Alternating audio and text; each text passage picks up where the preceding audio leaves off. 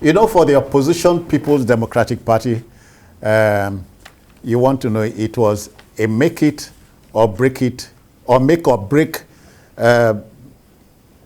situation yesterday. The convention held in Abuja, in spite of the merry-go dancing and so on. So as we speak now, the PDP has Dr. Iyorchia Ayu as the duly elected national chairman of the party, replacing embattled Uche Secondus. Now, the party's future may be defined by the success or otherwise of the Congress. Asukwa, for the PDP, you know, waiting to take over power in 2023, less than a year plus now. The convention was important, and so they have a chairman in Iyorchia Ayu. But Iyorchia Ayu is a gentleman they must look at a second time, because he's a man who wants to, he wants to be his own man. Exactly. You know, he was the former president of the Senate, I think in the Third Republic. Yeah. And I know him to be a left-wing. He's a reformist, and he's radical. You know, so if you are looking, he's older now. Yeah, he's older. So I know that even with his humble, he's going to bring another face entirely to the PDP.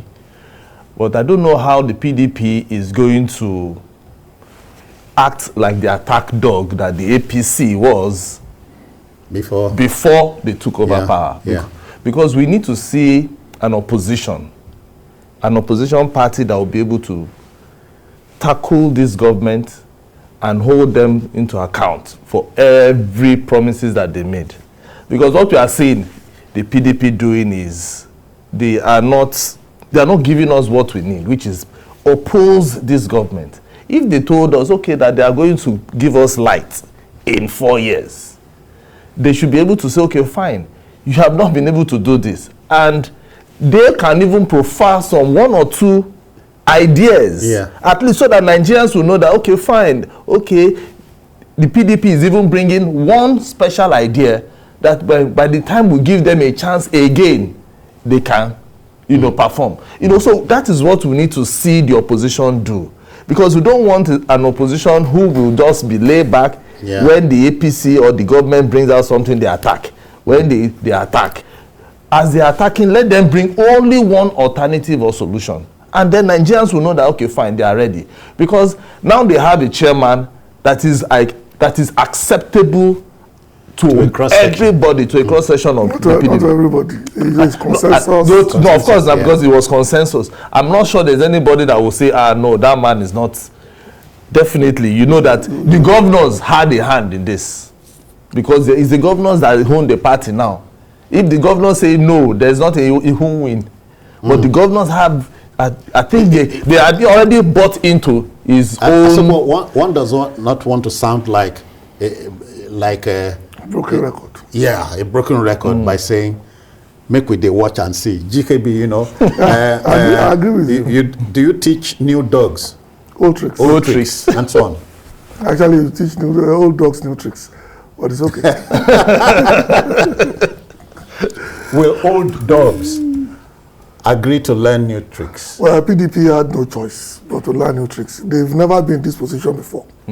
They were the party in power for 16 years. Yeah. It's like a beautiful woman who is now forced to go out and hustle. She's so used to being pampered that to go out and hustle will be a new territory for her. So they are now used to being in opposition. Don't forget, this is the party of the generals. You have to understand the dynamics under it. And then the party is also the platform of those who want to take over the next Nigeria going forward.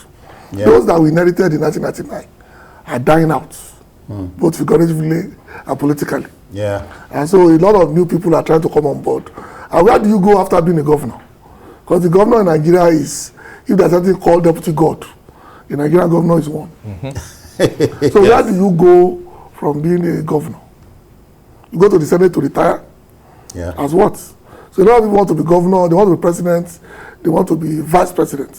So PDP provides a platform for them to flex those muscles, and so and see what they can do with it. Yeah. So it's not really what AU can do. AU is just a compromise of contending forces who are pulling the parties in different directions. What we need to see is how the party handles the tickets for the presidents. Yeah, that's the true test. It's key. This is just primary school stuff. It's when it comes to the real price between the southeast and the north that we know whether PDP is PDP or just somebody's playground. Yeah. Okay, let's go to Jide again at his hangout. Jide, the PDP is here. The convention has come and gone, and a new chair is in the place. And I hear some 20 national officers have taken offices. Will anything change? Well, I am not sure that we'll see a significant change in the character of the PDP, because basically what has happened is let us face our crisis. Let's discover what crisis we need to address before 2023, ahead of the convention of the APC. We have an opportunity to face our own problems squarely, address those problems before it gets too close to the 2023 election. That's what they have done. The two parties have crises. The two parties have different political tendencies that are not likely to forgive one another. But what the PDP is trying to do is, let's have this convention. Whatever problem arises from this convention, we can begin to manage before the 2023 elections. The APC will have their own convention as well, and we believe that in the aftermath of the APC convention, they will have problems. But let's have some form of head start. Let's have an edge over them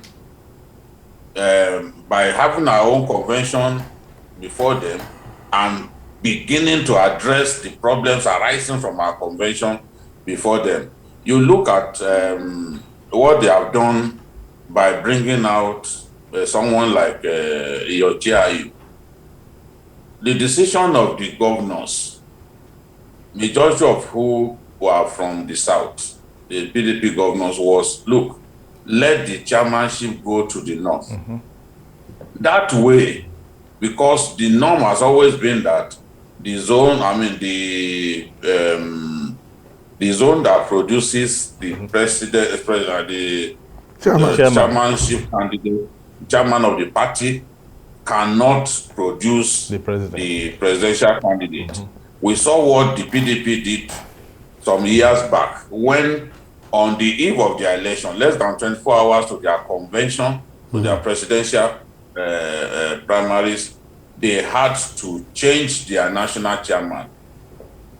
You know, so that both the chairman of the party as well as the presidential candidate do not come from either from the same southern Nigeria. So right now, the moment the PDP governors, who are largely from southern Nigeria, decided that the chairmanship should be zoned to the north, within the north, it was then agreed that, look, this will not in any way stop the north from contesting for the chairmanship of the party.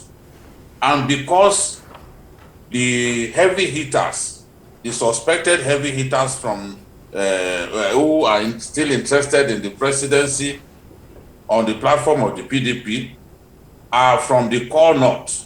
That's talking about people like Atiku, Kwankwaso, Sule Lamido, and the rest of them.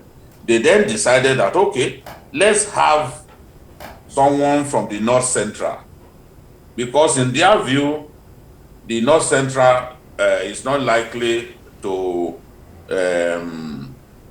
to position itself strongly for the office of presidency. Yeah. Yes. So that's why they went for someone from the North Central, believing that the bulk of the people who will still struggle to pick the presidential ticket will be from the far north. That's talking about the northwest, the northeast, you know, and the rest of them. So that was how they came up with the idea of an Iyorchia. And Iyorchia is, yes, a man that can be trusted in terms of standing by his convictions. Remember, he fell out with Babangida because he would not agree to use the floor of the Senate to discountenance the June 12th election. That was why they fell out at that time, and he had to leave as a Senate president. So they've seen in him somebody who can be trusted to steer the ship of the party, make the party strong again. But as we have seen, the domination of government, many people from within the PDP. But even if they go to the APC, it's the same scenario that they are still going to face, because governors have made themselves so strong that it is what the governors want that they impose on the party. So right now, looking at even some of those who have emerged from this exercise, you see a lot of people that you cannot describe as heavyweights, people that you can't describe as people who are very famous within the party. But the governor settled for them all the same. When you see an Arakwaja, for example, imagine as the deputy chairman and representing the South. Coming from the Southwest. This was the candidate that defeated Fayoshe's candidate during the Southwest zonal elections of the party.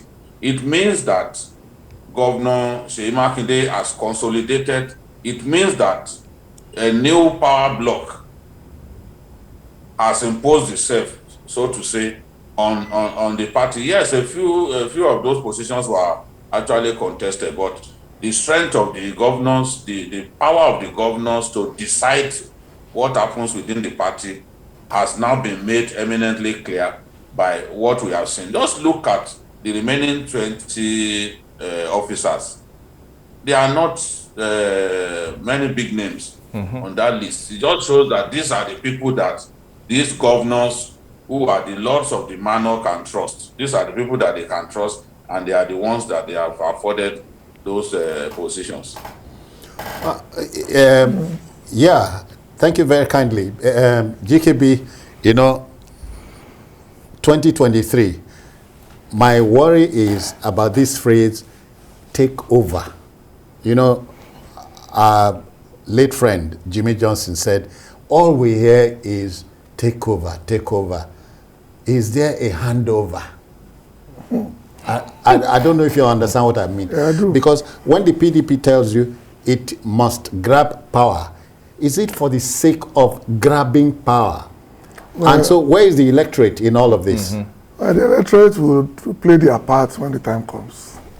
But you and I know that as of today, you cannot start anything from scratch. For 2023, you still have to rely on those two platforms that are available. For now, APC and PDP. And whatever was the fallout from this convention and that of the APC.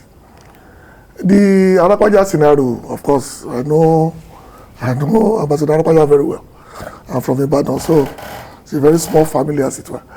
Is the fact that obviously what they are working towards is creating a northeast ticket for 2023. I don't know in which direction to go. I don't know who will be on top of the tickets. But that's the scenario that these particular results are reflecting right now. And of course, when you use terms like take over or take power, it goes with the territory. It's a political talk that people use a lot to just make sure that you understand what they are doing when they play this game. Because whether we like it or not, the game of politics is essentially to take power. There's no other reason. Because you want people to believe in your own point of view. And you can only do that if you are in a position to enforce your will on what people think. Asukwa, some positions, about 21 of them, were settled for yesterday, or settled, I should say. The National Secretary, Samuel Anyang, from the Southeast, unopposed. The National Treasurer, Ahmed Mohamed, National Organizing Secretary, Umar Bature, National Financial Secretary, Daniel Woyegikuru. I imagine that will be from the Riverine area. Samuel Anyang was in the Senate, before. I think the one that even carried most of the headline, apart from Yocha, was the youth leader, the 25-year-old, youth leader. Because I know PDP has, most times they don't actually give youth leader Mohammed Suleiman. Yeah, a young guy from. He contested. Yeah, from Kaduna. So that was the only person out of the lot, apart from Samuel Anyang, who I think has been in the Senate. That's the only person that I think so many people were saying, okay, I think, these people, I think they are ready, in quotes. And just like GKB said, politics is interest-driven. It is for them. When they say take power, they know why they want to take power. They will not give us the voting power. They won't give us, and we are the ones that are supposed to give them power, not for them to say they want to take power. This is a global thing. Yeah, because one thing about political parties, I know political parties used to be from bottom top. Yeah. Whereby, if I am a member of a political party, you were a co-joiner, a co-founder, because there will be dues that I will pay. There will be some small money that I will contribute, just like every other person in that political party, and then we will make the political party reasonable and strong. But right now, just like BKO said, it is the governors, because they are the ones that have the money. State money, not their citizen, own whether money. it's state money, it is money. Money is money. Money is money. Okay. They are the ones. So if they are canvassing the whole Nigeria, even if you are a member of that political party, your dues does not make sense to them, because the money for 2023 election. We changed it. Because they want to take power. I think the thing started in 2003, I think, when the governor decided that they wanted to change who the president candidate of the party will be. Of course, they failed, as you know, in the famous prostration metaphor that came out. But from that point, they've never really let go. Yeah. It's like they took power and they realized this thing is sweet now. And they held on to it. And as well, I keep telling people that what we run is not a democracy, it's a governocracy. If there's a word like that. Basically, a government by the governors, for the governors, in the interest of the governors. GKB Asukwa, a Waziri is reaching us from Taraba. Good afternoon, Waziri. How do you do? Good afternoon, Babajide, who is on the Skype. Good afternoon, my good people, Citizen John. Good afternoon, Nigerians. Good afternoon. Good afternoon. First and foremost, I want to commend you guys for this wonderful job that people are doing to us, enlightening Nigerians on the politics of Nigerians. Yes, Waziri. Thank you. Okay. I want to comment on this PDP issue of yesterday. Go ahead. Go on. The decision of the governor that is overriding the party, in fact, the problem we are facing in this country is our governors. They only make decisions that will favor them, not the decision that will favor the masses at the grassroots. Sir, I'm telling you vividly, most of the people that you are seeing in that convention, some people just went there for celebration. In their spirit, they are not with PDP. Let me tell you. Because some of the governors are not performing in their state. This is a clear truth. Thank you. Okay. All right, Jide, let's get back to you. I'm looking at the rundown of the officers, national officers of the PDP. The new National Publicity Secretary is Debo Ologun Nagba. Did I get that right? Nagba, yeah. Okay. So the new National Publicity Secretary is the Debo. gentleman I talked about now. Yeah, Ologun Agba. Very key, you know, the office of that's the voice of the party. Because that was the publicity secretary. That was the first place I even checked that. Yes, I was looking out for someone, a prominent figure, someone that we are familiar with, someone who could really sell the party to everyone, because that's what the party needs at this time. Exactly. PDP's name had been battered by 16 years of misrule. 16 years that many Nigerians will wish that they obliterated from their memory. So at this time, the party needs someone capable of convincing our people, an energetic publicity officer